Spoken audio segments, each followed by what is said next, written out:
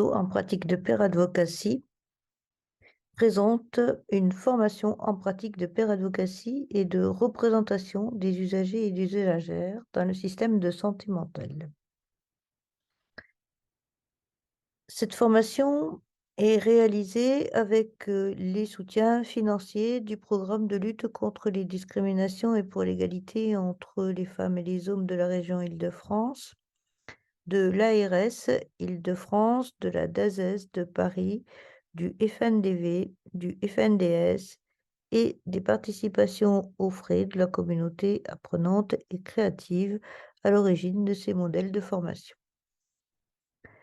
Cette formation, elle est réalisée avec l'émulation de notre participation au Programme international d'éducation citoyenne et démocratique, le PIECD, depuis plus de 20 ans, à la communauté mixte COFCAP-CAP3 depuis environ 3 ans, à la communauté apprenante participative du GIFOC et autres partenariats internationaux, nationaux et locaux, dont particulièrement l'AGID SMQ en matière de défense des droits en santé mentale. Donc, un cycle de formation à distance en pratique de pair advocacy réalisé entre 2018 et 2021. En janvier 2021, nous présentions 15 modules e-learning de 15 minutes chacun pour expliquer une pratique de pair advocacy. Ceux-ci sont regroupés en 4 thématiques: la description des situations problèmes, DSP, l'écoute attentive, l'appropriation citoyenne des droits, les étapes de mise en acte d'une demande. Un cycle de formation à distance de pair advocate représentants et représentantes d'usagers et d'usagères dans le système de santé mentale réalisé entre 2020 et 2022.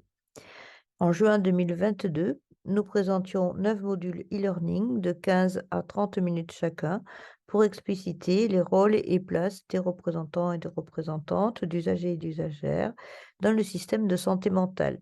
Ceux-ci sont regroupés en 4 thématiques: la description du système de santé et de santé mentale, les rôles et places des représentants et des représentantes d'usagers et d'usagères dans le système de santé mentale, le positionnement de pair advocate dans la représentation des usagers et des usagères dans le système de santé mentale, le plaidoyer en santé mentale.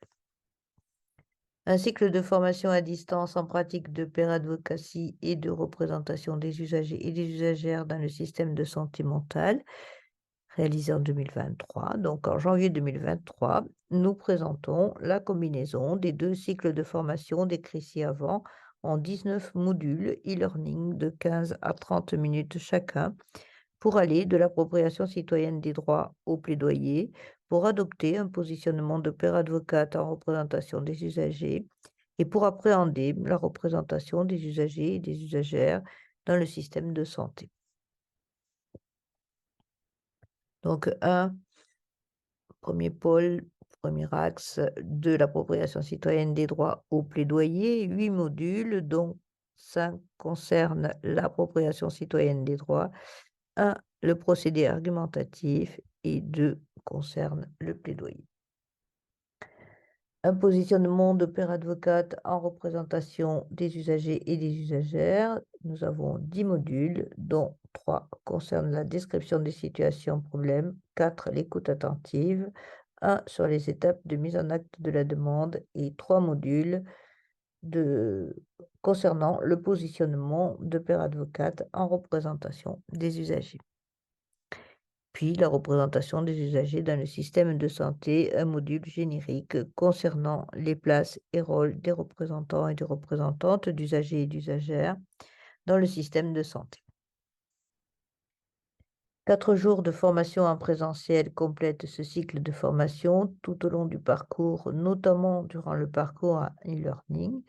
Un suivi avec une personne disponible par téléphone ou en visioconférence est possible et même souhaité.